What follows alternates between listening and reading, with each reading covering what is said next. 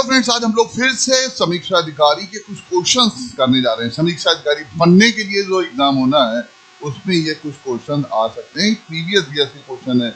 मैं ये नहीं कहता हूं कि ये क्वेश्चंस आएंगे, लेकिन मैं इस बात की गारंटी देता हूं कि अगर आपने इन क्वेश्चंस को याद कर लिया तो शायद आप ऑप्शंस में कुछ क्वेश्चंस को, कुछ उनके ऑप्शंस को एलिमिनेट करके सही आंसर तक पहुंच जाए। तो समीक्षा अधिकारी के लिए जीएस का जो पेपर है वो हमेशा से टफ आता है, और उसमें भी जो हिस्ट्री है वो काफी डीप हिस्ट्री पूछी जाती है, कंप्लीट हिस्ट्री पूछी जाती है। तो आज हम लोग यहाँ पे स्टार्ट करने जा रहे हैं, और इससे स्टार्ट करेंगे कि भाई जो आचार्य हुए हैं प्रमुख विचारों के, और उनके सिद्धांत कौन कौन से रहे हैं। तो सबसे पहले हम लोग बात करते हैं आचार्य लकुलिश जी की। तो जो लकुलिश जी हैं ये किस संप्रदाय से जुड़े रहे हैं?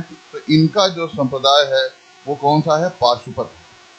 पाशुपत जो सिद्धांत है ये शैव संप्रदाय से जुड़ा हुआ है, यानी शैव धर्म में ही एक धर्म एक विचार जो है वो पाशुपत है। ठीक है, तो लकुलिश जी ए के 3 होते हैं, तो इस दो में से एक ऑप्शन सही हो सकता है, या बी या सी। फिर नागार्जुन जी की बात करें तो नागार्जुन जी जो है वो शून्यवाद से जुड़े हैं, और शून्यवाद अगर आप देखें जिस हिसाब से हम नागार्जुन जी को पढ़ रहे हैं तो ये बौद्ध धर्म से जुड़े हुए थे, बौद्ध धर्म की भी महायान शाखा से जुड़े हुए थे, और उसी समय ये खोज हुई है। फिर हम लोग बात करते हैं भद्रबाहु जी की। आपको पता है भद्रबाहु जी जैन आचार्य, बहुत महान संत रहे हैं, और भद्रबाहु जी वो महान संत हुए हैं जो जैन धर्म से जुड़े रहे हैं। और इनकी बहुत सारी विशेषताओं में एक और विशेषता है जिससे आप याद कर सकते हैं। वो विशेषता क्या है? वो विशेषता ये है कि चंद्रगुप्त मौर्य, यानी चंद्रगुप्त मौर्य जो है वो आचार्य भद्रबाहु जी के साथ ही कहाँ गया था? श्रवण बेलगोला। कहाँ गया था? श्रवण बेलगोला यहाँ पर गया था, और वहां जाकर के उसने जो है अपने प्राण त्यागे थे। और सबसे बड़ी बात यह है कि चंद्रगुप्त मौर्य जो था उसने बाद में जैन धर्म स्वीकार कर लिया था, जो कि पहले एक शैव मतानुयायी हुआ करता था। ये क्वेश्चन आपके दिमाग में फिक्स हो जाना चाहिए। फिर हम लोग बात करते हैं गोशाल। तो मक्खली गोशाल ये आजीवक सिद्धांत के समर्थक रहे हैं, और आजीवक संप्रदाय जो है वो अपने समय में बहुत महान संप्रदाय रहा। गौतम बुद्ध जी भी सर्वप्रथम आजीवक विचारकों के सानिध्य में गए थे। ये आप समझ लीजिए, तो ये कितना इंपॉर्टेंट विचारधारा रही होगी ये आप इसी से समझ सकते हैं। तो इस प्रकार से इस क्वेश्चन को हम लोग सॉल्व कर लेते हैं। अब हम बात करते हैं बौद्ध धर्म में त्रिरत्न की बात करें। त्रिरत्न का मतलब है 3 रत्न। रत्न जानते हैं? मूल्यवान चीज, मूल्यवान विचार। तो हर एक धर्म में त्रिरत्न बताए गए हैं, जैन धर्म और बौद्ध धर्म में खासकर बताए गए हैं। तो पहले आपको समझना है कि ये जो बौद्ध धर्म है इसको एक नास्तिक धर्म भी कहा गया है। अपने समय में क्या बोला गया है? नास्तिक धर्म भी बोला गया है। और उसी धर्म में जो त्रिरत्न है, नास्तिक धर्म क्यों बोला गया है? क्योंकि ये वेदों को नहीं मानते हैं, वेदों को नहीं मानते हैं, ईश्वर को नहीं मानते हैं। ठीक है, पुनर्जन्म में इनका विश्वास उस हिसाब से नहीं है। तो ये कुल मिलाकर के नास्तिक धर्म कहे जाते हैं। और उसमें त्रिरत्न में सबसे इंपॉर्टेंट चीज क्या है?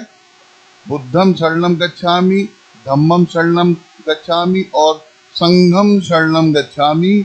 यानी महात्मा बुद्ध जी के इस त्रिरत्न में तीनों जो विचार हैं, बुद्ध की शरण में जाइए, धम्म की शरण में जाइए, और संघ की शरण में जाइए। ये पॉइंट आपको त्रिरत्न की ओर ले जाता है। जो त्रिपिटक है ये क्या है? ये साहित्य है। बौद्ध साहित्य को 3 पिटकों में बांटा गया है, यानी 3 टोकरियों में बांटा गया। पिटक का मतलब होता है टोकरी, तो 3 टोकरियों में बांटा गया है, सुत्त पिटक, विनय पिटक और अभिधम्म पिटक।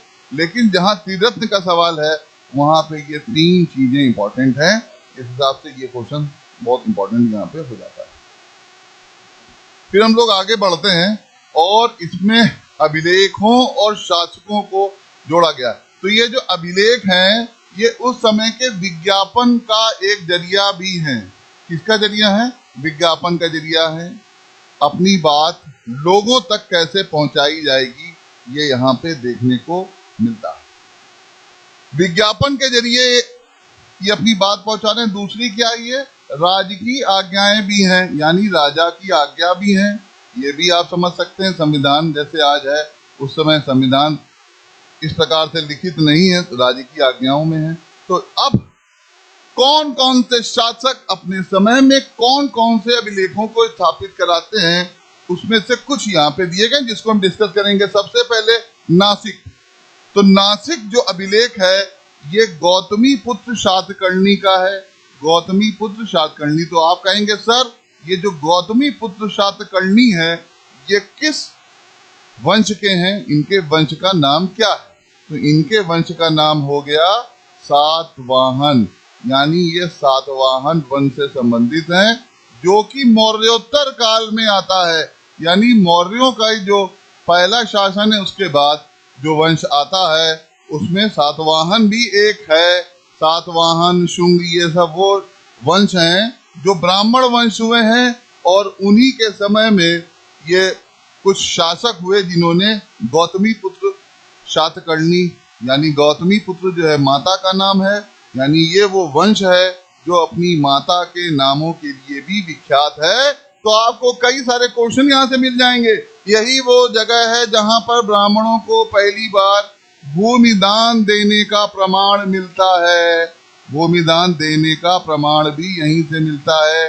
तो आप समझ सकते हैं कि ये सातवाहन वंश किस चीज के लिए फेमस हो गया, यानी ब्राह्मणों को पहली बार भूमि दान देने का जो अभिलेख स्थापित कराया गया, जो प्रमाण मिलता है वो सातवाहन से मिलता है, और वो नासिक शिलालेख में मिलता है। और नासिक शिलालेख जो है किससे जुड़ा हुआ है? गौतमी पुत्र शातकर्णी से जुड़ा है। फिर हम लोग दूसरे ऑप्शन पे आते हैं जो हाथी गुंफा अभिलेख है। तो हाथी गुंफा अभिलेख जो है वो खारवेल के समय का है। अब आप कहेंगे कि सर खारवेल किस वंश का है? तो खारवेल चेदी वंश का है। अब चेदी वंश आपने हो सकता है सुना है कि नहीं सुना है, लेकिन मैं आपको बता दूं कि चेदी वंश ऐसा वंश हुआ जिसका पूरा का पूरा जो साम्राज्य था वो वहां उड़ीसा तक पहुंच गया था। अब हाथी गुंफा अभिलेख है कहाँ? ये उदयगिरी पहाड़ियों में उड़ीसा में है। उदयगिरी पहाड़ी, और उसमें भी कहाँ है? उड़ीसा में है। और सबसे मजे की बात क्या है कि चेदी शासक खारवेल जो है ये जैन धर्म को मानते थे। किसको मानते थे? जैन धर्म को। अब मजे की बात एक और है कि जैन धर्म को मानने वाले शासक जो व्यक्तिगत जीवन में अहिंसा को प्रमुखता देते हैं, जैसा कि आपको पता है कि जैन धर्म में अहिंसा सबसे प्रमुख है, उसके बावजूद भी इन्होंने तमिल संघ को युद्ध में पराजित किया। तो युद्ध में पराजित करने के लिए भी हिंसा का सहारा लिया गया था, यानी राजकीय कार्यों को करने के लिए हिंसा हो सकती है अगर राज्य के लिए आवश्यक है, लेकिन व्यक्तिगत जीवन में अहिंसा हो सकती है। ये खूबसूरती सी भारत के धर्मों में मिल सकती और कहीं नहीं मिल सकती। तो खारवेल जो है वो हाथी गुंफा अभिलेख से संबंधित हो गए और चेदी वंश के शासक हैं और जैन धर्म को मानने वाले हैं। इसी से एक वर्ड और जुड़ जाता है, चेदी वंश के संस्थापक कौन है? तो वो है महामेघवाहन। कौन है? महामेघवाहन। तो आपका एक क्वेश्चन और भी तैयार हो गया। फिर हम लोग बात करते हैं सी ऑप्शन का, भितरी अभिलेख किससे जुड़ा है? यहाँ पे ये ऑप्शन दिया है पुलकेशन द्वितीय, जो कि गलत है। भितरी अभिलेख जो है जुड़ा है गुप्त शासक से। गुप्त शासकों में भी किसका है? स्कंदगुप्त का भितरी अभिलेख। स्कंदगुप्त, ये स्कंदगुप्त वही शासक हैं गुप्तों के जिनके समय में हूणों का आक्रमण हुआ है, यानी जो विदेशी हूण थे उन्होंने भारत पर आक्रमण किया था स्कंदगुप्त के समय, और उसी में ये भितरी अभिलेख मिल जाता है। अब आपके मन में आ रहा होगा कि ये भितरी जगह जो है कहाँ है, तो ये आपको कमेंट करके बताना है कि भितरी अभिलेख में भितरी शब्द जो है वो कहाँ का है। लेकिन ये इंपॉर्टेंट किस लिए है?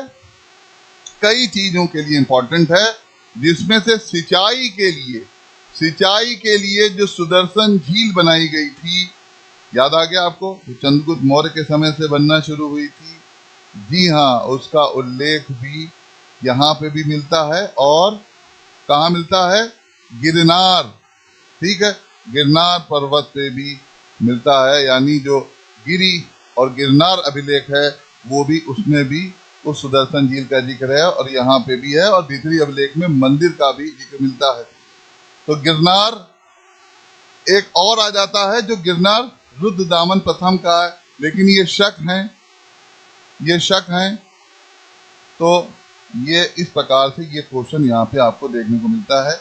एक गुप्तों के समय भी गिरी में अभिलेख मिलता है और शकों के समय मिलता है। तो शक शासक जो हैं उनका नाम है रुद्रदामन प्रथम और उनका अभिलेख है गिरनार, और भीतरी अभिलेख है गुप्तों का। तो ये ऑप्शन गलत हो जाता है और भीतरी जो है यहाँ से जुड़ के मिलता है। लेकिन अभी हम लोग क्रॉस मैच कराने को भी देखते हैं कि भाई ये पुलकेशन द्वितीय का कौन सा अभिलेख हो सकता है। तो पुलकेशन द्वितीय चालुक्य शासक हैं और इनका जो अभिलेख होगा वो ऐहोल अभिलेख होगा। ये कहां पर है? ये एमपी में है। और मजे की बात क्या है, इसी अभिलेख में, ऐहोल अभिलेख में ही ये पहली बार प्रमाण मिलता है। ऐहोल अभिलेख में जो एमपी में है उसमें प्रमाण मिलता है कि पुलकेशन द्वितीय ने हर्ष को नर्मदा नदी के तट पर हराया है। किस नदी के तट पर हराया है? नर्मदा नदी के तट पर हरा दिया है। तो आपका क्वेश्चन यहाँ पे कंप्लीट हो जाता है। और पुलकेशन द्वितीय जो है वो चालुक्य वंश के हैं, आपको ये याद रखना है। अब हम लोग बात करते हैं कि कौन सा ऐसा शासक है जिसने विक्रमशिला विश्वविद्यालय की स्थापना कराई है।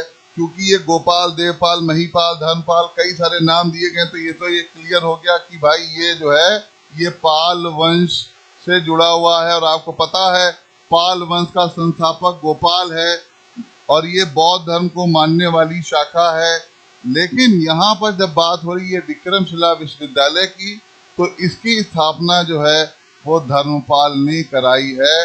तो जब धर्मपाल ने कराई है तो आपको ये समझ में आ जाना चाहिए कि इसमें शिक्षा का प्रमुख बिंदु जो है वो कहीं ना कहीं बौद्ध शिक्षा ही है। लेकिन इसका मतलब ये नहीं कि अन्य शिक्षा नहीं दी जाती थी, लेकिन बौद्ध धर्म की शिक्षा के केंद्र के रूप में भी ये है। ये आपका आंसर डी यहाँ पे सही हो जाता है। अब हम लोग बात करते हैं फिर से एक नए क्वेश्चन पे, जिसमें पूछा गया है कि कौन कौन से ऐसे शासक हैं जो कि विद्याधर, धंग, कीर्तिवर्मा, यशोवर्मा, ये सब किस क्रम से आते हैं। तो सबसे पहले अगर हम बात करें तो सबसे पहले कौन आता है? यशोवर्मा आते हैं। यशोवर्मा का शासनकाल जो है 930 से लेके 950 तक माना जाता है। तो देखिए सबसे पहले ऑप्शन में 3 कहाँ आ रहा है? 3 दो जगह पे आ रहा है। उसके बाद धंग आ जाते हैं।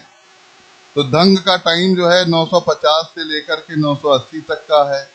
तो ये 2 हो जाते हैं। तो 3, 2, 1, 4 ये इंपॉर्टेंट हो जाता है और यहीं से मान लिया जाता है भाई ये ऑप्शन सही है।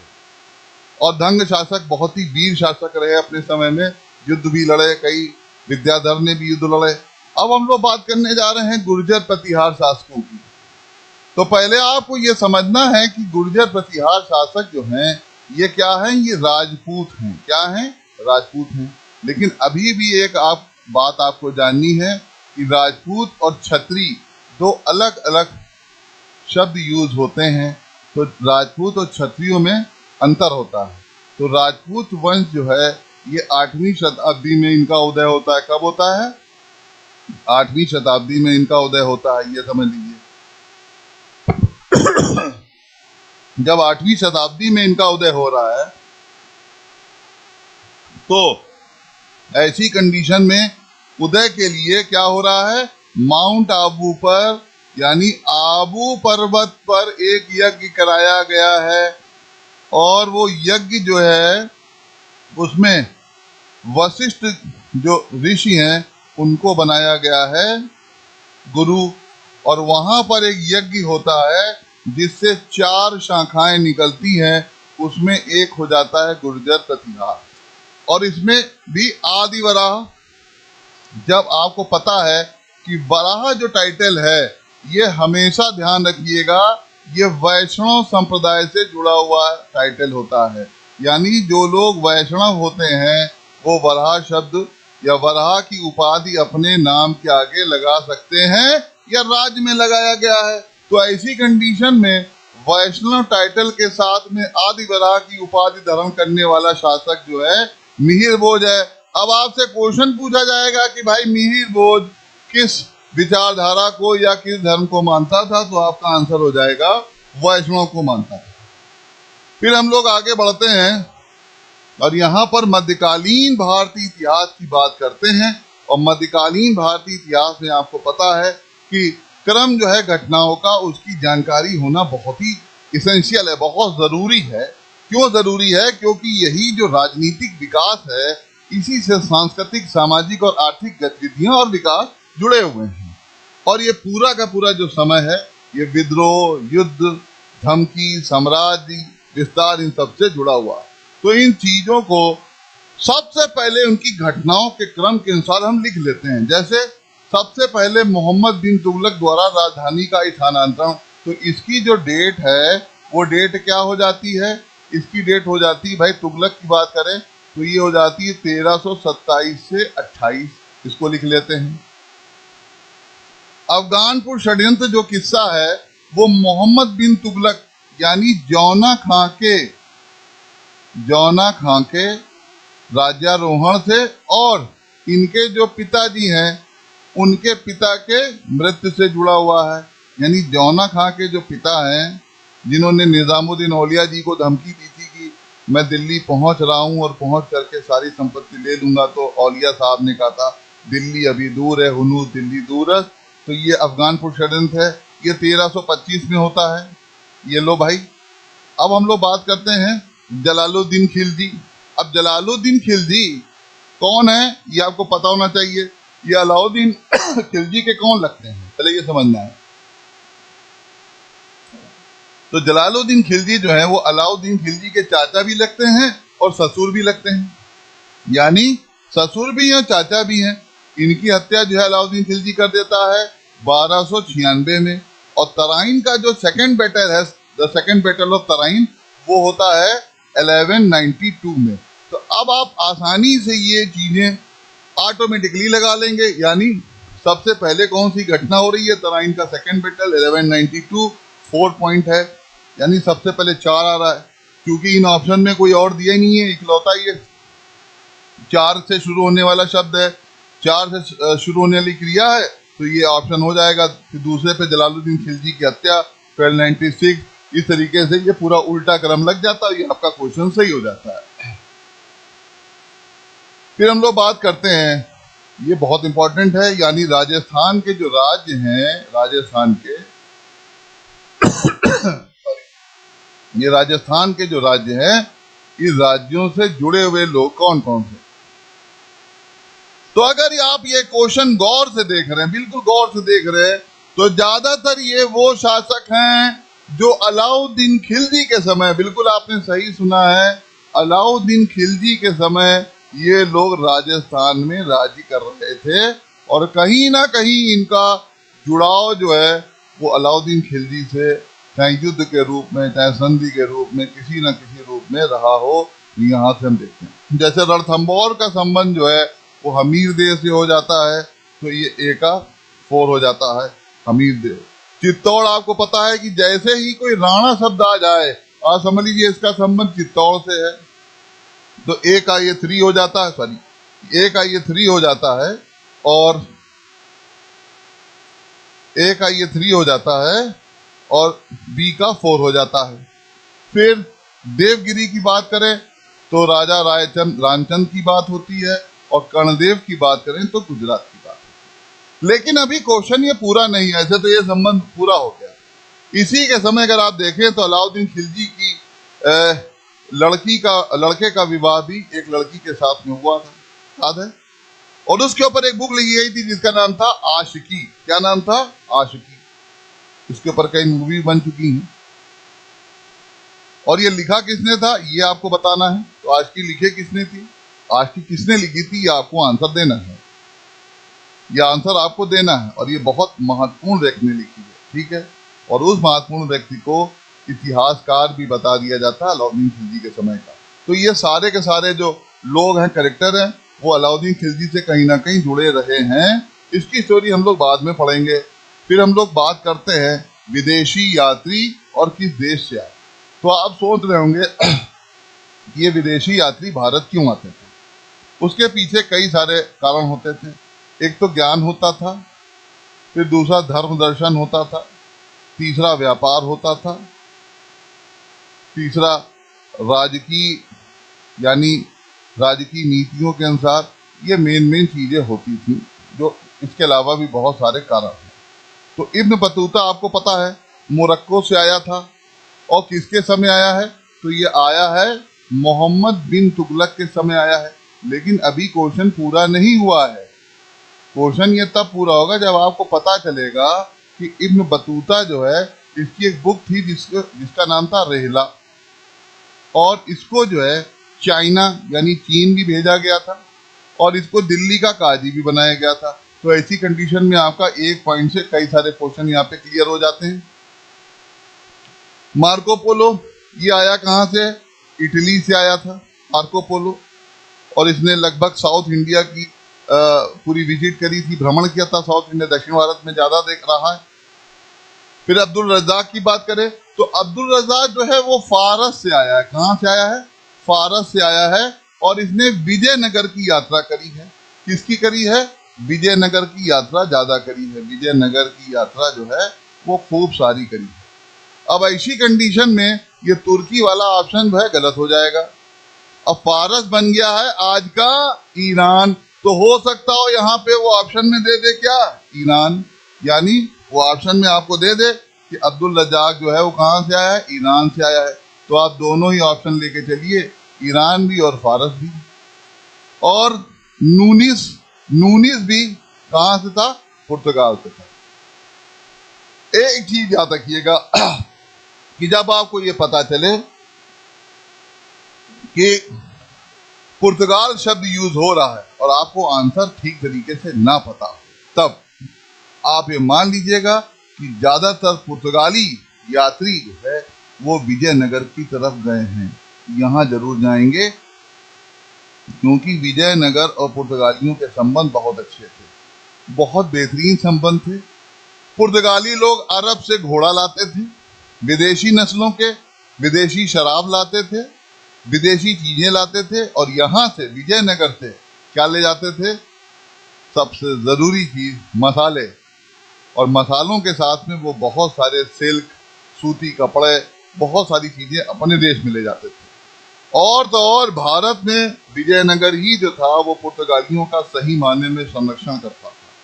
और आप इस चीज से पता लगा सकते हैं, आंसर आपको देना पड़ेगा कि पुर्तगालियों ने किसको हरा करके गोवा जीता था 1510 में। उसके पीछे क्या कहानी थी आप मुझे कमेंट में करके बताएंगे। अब हम लोग बात करते हैं दीवाने अमीर कोही। तो जब ये आप इस प्रकार के विभाग देखते हैं मध्यकालीन इतिहास में, तो ये एक प्रकार से किस प्रकार का सुधार होते हैं, ये होते हैं राजनीतिक सुधार।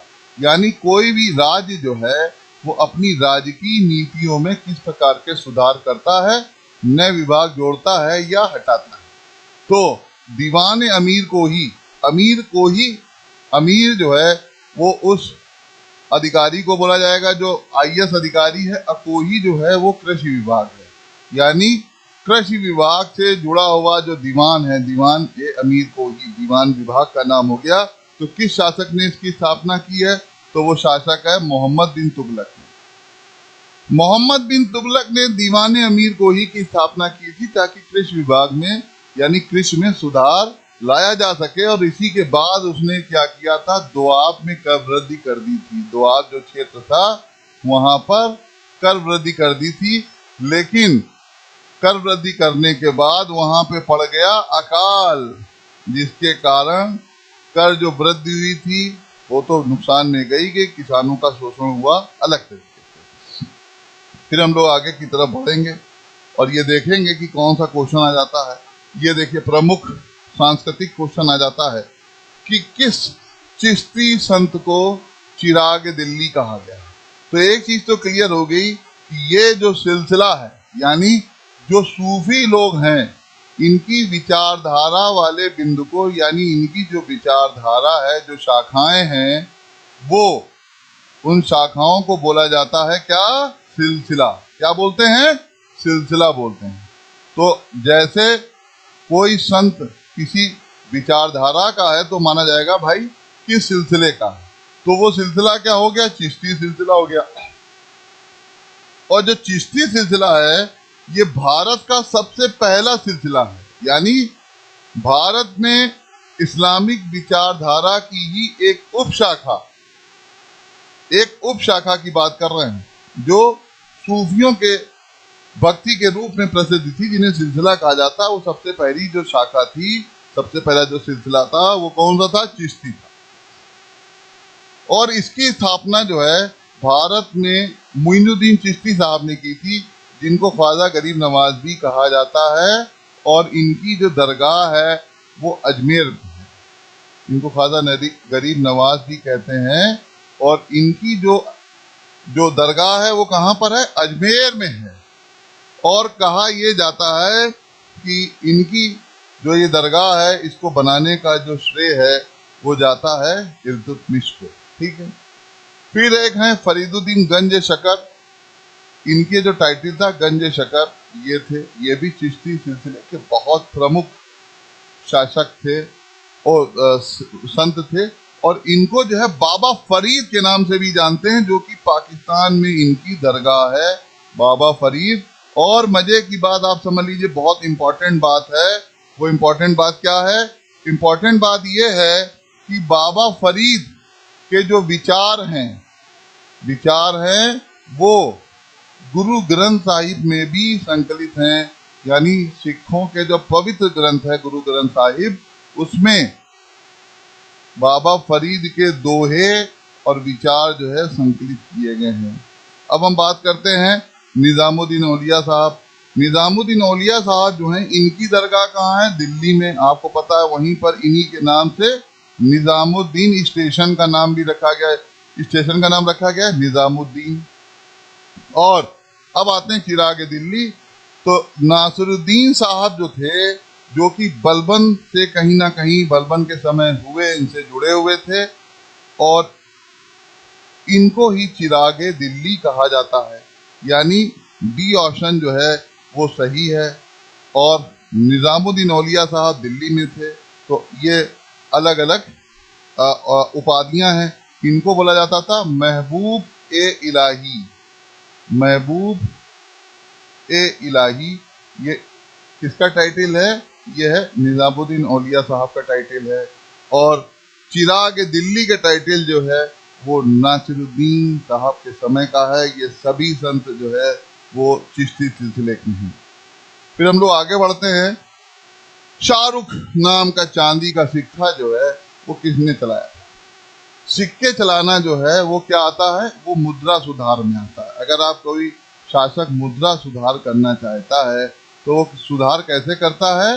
वो या तो नए सिक्कों का प्रचलन करेगा और या पुराने सिक्कों में कोई बदलाव करेगा। और सिक्के जो है ये देखे जाएंगे कि वो किस मूल्य के हैं, तो उसमें कौन सी धातु जो है प्रयोग की जा रही है। ठीक है। तो उस समय जो शाहरुख का नामक चांदी का सिक्का है ये चलाया है बाबर ने। तो क्वेश्चन ये भी आ सकता है कि बाबर ने जो शाहरुख नाम का सिक्का चलाया वो किस धातु का बना था? तो वो धातु का नाम क्या हो जाएगा? चांदी। यह आपका आंसर यहाँ से सही हो सकता है। अकबर ने भी बहुत सारे सिक्के चलाए थे। बहलोली सिक्का अकबर के समय तक चल रहा था, जलाली था, बहुत सारे थे, चौकोर, गोल, अलग अलग प्रकार के सिक्के थे। अब हम बात करते हैं आधुनिक भारतीय इतिहास में, जिसमें ये विद्रोह पूछे गए। विद्रोह का मतलब होता है सशस्त्र क्रांति, यानी विद्रोह जो है वो हमेशा शस्त्र के साथ ही होगा। तो अहोम आपको पता है 1828 में हुआ था और इसके नेतृत्व करते थे गोमधर कुंवर। ये इनके जो है प्रमुख नेता थे। और कोल आपको पता है नागपुर में हुआ था 1831-1832 में। संथाल आपको पता है 1855 सिद्धू कानू, आपको ये पता ही है। ठीक है। तो ऐसे कई सारे नाम आप यहाँ से जोड़ के देखते हैं। फिर है मोपला। मोपला जो है असहयोग आंदोलन के दौरान हुआ था। मोपला विद्रोह कहाँ हुआ था? केरला में हुआ था। केरला। ये क्लियर हो गया। तो ऐसी कंडीशन में विद्रोह और उनके सूची का वर्ष आपको यहाँ से देखने को मिल जाता है। ठीक है। बाद में ये हिंदू मुस्लिम भी बन गया था मोपला। फिर चंपारण कृषि, ये चंपारण जो है, ये आपको पता है, ये महात्मा गांधी जब लौटे हैं कहाँ से? साउथ अफ्रीका से। उसके बाद उन्होंने भारत में सबसे पहला चंपारण आंदोलन किया, जो कि थोड़ा सा सक्सेसफुल भी था। यहीं पे इनके ऊपर कुछ जुर्माना लगाया था जो उन्होंने देने से मना कर दिया था। मेनली जो प्रॉब्लम थी वो क्या थी? नील कृषकों की प्रॉब्लम थी। और उसको बुलाने वाले आपको पता है राजकुमार शुक्ला जी थे, महात्मा गांधी को बुलाने वाले, जिन्होंने कहा था कि आप आकर के इसकी अगुवाई करिए। लेकिन इसमें अनुग्रह नारायण जी जो थे वो शामिल नहीं थे। आपको पता है अनुग्रह नारायण जी बहुत बड़े स्वतंत्रता संग्राम सेनानी हुए। इनके नाम से एक स्टेशन भी बना हुआ है, ठीक है, जो कि उत्तर प्रदेश में ही है। फिर हम लोग बात करते हैं कूका। कूका आंदोलन जो है वो धार्मिक सुधार आंदोलन था। यानी सिखों में जो एक धार्मिक सुधार आंदोलन हुआ है उसमें कूका आंदोलन का महत्वपूर्ण रोल है। और ये इसके प्रमुख जो संत हैं उनका नाम था भगता जवाहर मल। ये इनके प्रमुख नेता रहे, प्रमुख संत रहे, जिन्होंने ये शुरू किया था। और बाद में जो है इसको राम सिंह जी, इनके जो पुत्र थे, उन्होंने संभाला था। तो इनका जो एरिया है वो पंजाब होगा। ठीक है, इसको इस तरीके से आप याद कर सकते हैं। फिर हम लोग बात करते हैं गवर्नर जनरल और उनके द्वारा जो कार्य किए गए उनकी। तो गवर्नर जनरल जो है, अगर बात करें स्थानीय स्वशासन की, तो स्थानीय स्वशासन का संबंध लॉर्ड लिटन से नहीं है। लॉर्ड लिटन का जो टाइम पीरियड है वो क्या है? 1876 से 1880 का। तो ऐसी कंडीशन में लॉर्ड लिटन इससे संबंधित नहीं है, इससे संबंधित है रिपन। और रिपन का जो टाइम पीरियड है वो क्या है? 1880 से 84 का। ये फिर सहायक संधि की बात करें तो ये वेलेदली से संबंधित हैं। इनका टाइम पीरियड है 1798 से 1805। फिर राज्य अपहरण नीति की बात करें तो डलहौजी, इनका टाइम पीरियड क्या है? इनका है 1848 से 56। और फिर स्थायी बंदोबस्त की बात करें तो ये लॉर्ड कॉर्नवालिस के समय की बात है, लॉर्ड कॉर्नवालिस। और इनका टाइम पीरियड जो है वो क्या रहा है? 1786 से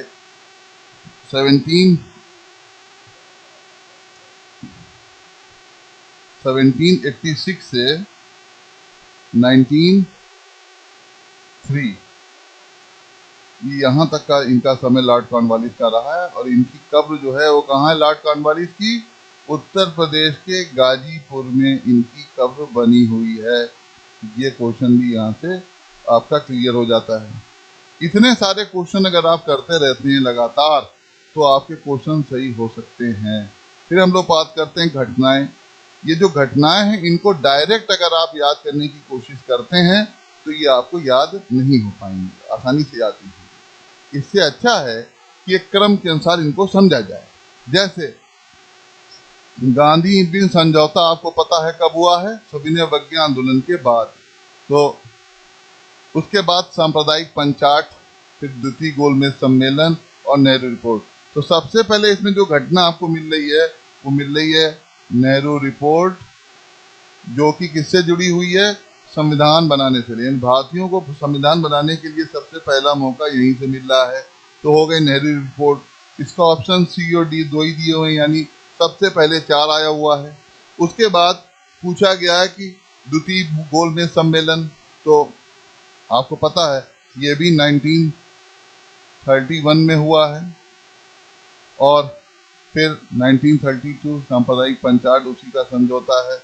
और गांधी इरविन समझौता मैंने आपको बताया है, ये 1930 में गांधी इरविन समझौता 30-31 में होता है।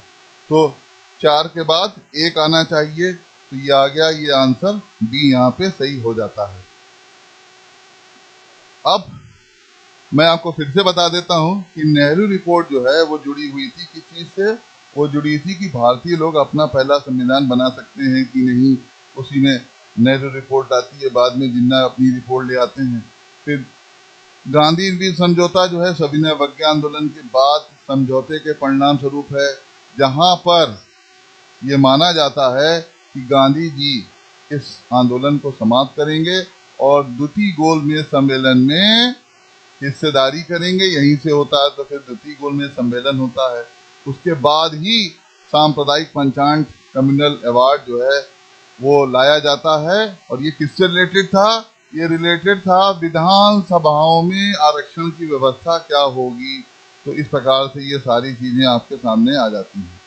फिर राजनीतिक गुरु की बात करें, सुभाष चंद्र बोस साहब। राजनीतिक गुरु से क्वेश्चन क्यों आता है?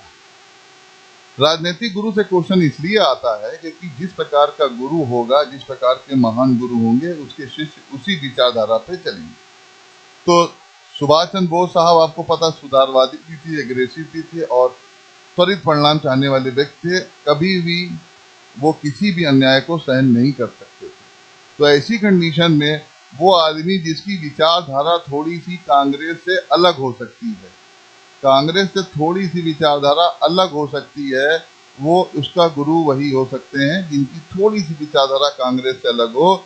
और ऐसी कंडीशन में सबसे ज्यादा जिनकी विचारधारा कांग्रेस से अलग हो गई थी, जिसके बाद जिन्होंने 1922 में स्वराज पार्टी की स्थापना की थी, वही हो सकते हैं। तो आप समझ सकते हैं जिस प्रकार के गुरु होंगे उसी प्रकार के उनके चेले होंगे। तो ये दोनों घटना एक दूसरे से जुड़ी हैं। आपका क्वेश्चन यहीं से आप पकड़ सकते हैं कि किस तरीके से विचारधाराएं अलग होने वाली चीजें थी। फिर ऑपरेशन रूबिकॉन, इसमें ऑप्शन दिया हुआ, कई सारे ऑप्शन दिए हैं। तो ऑप्शन रूबिकॉन जो है वो सेकेंड वर्ल्ड वार के टाइम की बात है, जब भारत में गांधी जी ने आंदोलन कर दिया था और आमरण अनशन कर दिया था और कह दिया था कि भारत को जब तक पूरी तरीके से शासन नहीं सौंप दिया जाएगा तब तक मैं आमरण अनशन करूंगा। और अंग्रेज लोग ये सौंपने वाले नहीं थे, तो उन्होंने ये सोच लिया था कि गांधी जी की मृत्यु हो जाएगी। और चुपके चुपके उन्होंने ये भी डिसाइड कर लिया था कि ऑपरेशन रूबिकॉन के नाम से गांधी जी की जब डेथ हो जाएगी तो वो किस रास्ते से ले जाएंगे, क्या उनकी नीतियां होंगी, अन्य भारतीयों के साथ क्या होगा, सारी नीतियां उन्होंने इसके अंतर्गत बना ली थी। तो ये ऑप्शन हो जाएगा जेल में गांधी के आमरण अनशन से, जो कि गांधी जी ने एंड टाइम पे तोड़ करके फिर से अंग्रेजों की उस पूरी षड्यंत्र का पर्दाफाश कर दिया था। ठीक है, तो अब हम लोग फिर से नेक्स्ट क्वेश्चन की तरफ बढ़ते हैं और जहां पर फिर आ जाते हैं समाचार पत्र और उनके संपादक। तो अगर इस नेचर की बात करें कि संपादक की बात करें कि नेचर कैसा है, तो समाचारों का जो नेचर है वो सामाजिक सहयोग या सामाजिक सेवा है। सामाजिक सेवा है, बिजनेस नहीं है, यानी प्रॉफिट कमाना नहीं है। समाचार पत्र जो है वो व्यक्तिगत या सामूहिक चंदे से बनाए जा रहे हैं। ठीक है, चंदे से बनाए जा रहे हैं। तो ऐसी कंडीशन में उनके जो संस्थापक हैं उनको देखना जरूरी है। जैसे समाचार दर्पण है, तो समाचार दर्पण जो है वो जुड़े हैं जेसी मार्शमैन। ये फिर मिरातुल अखबार सबसे कॉमन अखबार है, ये राजा राम मोहन राय जी से। केसरी आपको पता है, केसरी जो है तिलक साहब का है, और केसरी जो है वो मराठी भाषा का पत्र है। किस भाषा का है? मराठी का है। और यंग इंडिया आपको पता है महात्मा गांधी जी का है। इस प्रकार से इन ऑप्शन को देख लें, A4 D1, तो ये ऑप्शन आपका डी हो जाता है। इस प्रकार से क्वेश्चन आंसर न्यूज़पेपर से अक्सर आते रहते हैं। न्यूज़पेपर आपको देखने पड़ेंगे, उससे रिलेटेड एक से क्वेश्चन आएंगे ही आएंगे। फिर हम बात करते हैं आज़ाद हिंद फौज साहब से कौन कौन नहीं हुआ था।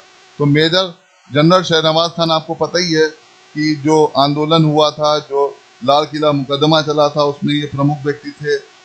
प्रेम कुमार सहगल, तो शहनवाज खान साहब, प्रेम सहगल साहब और ढिल्लन साहब, तीन लोग थे जिसपे लाल किले में मुकदमा चला था। तो ये तीन लोगों में दो नाम तो यहाँ पे है, तो आज़ाद हिंद फौज से तो जुड़े हुए हैं, तो दो नाम तो ये हो ही गए। अब इन दो नामों की बात करें तो मेजर करतार सिंह भी थे, लेकिन कर्नल शौकत अली साहब जो है बहुत बाद में आए हैं, इसलिए इनका नाम यहाँ पे सी रूप में देखने को मिलता है, जो उससे जुड़े हुए नहीं। फिर हम लोग आगे की बात करते हैं। खैर, अब ये क्वेश्चन समाप्त हो जाते हैं। कहीं ना कहीं आपको फिर से नए क्वेश्चन देखने को मिलेंगे जल्दी, लेकिन पढ़ने का जो तरीका है वो आपका क्लियर होना चाहिए, यानी याद करने की जो प्रक्रिया है वो हर समय प्रैक्टिस से होगी। घटनाओं और उनके क्रम को हमेशा याद रखिए। फिर मिलते हैं नेक्स्ट क्वेश्चन आंसर के साथ।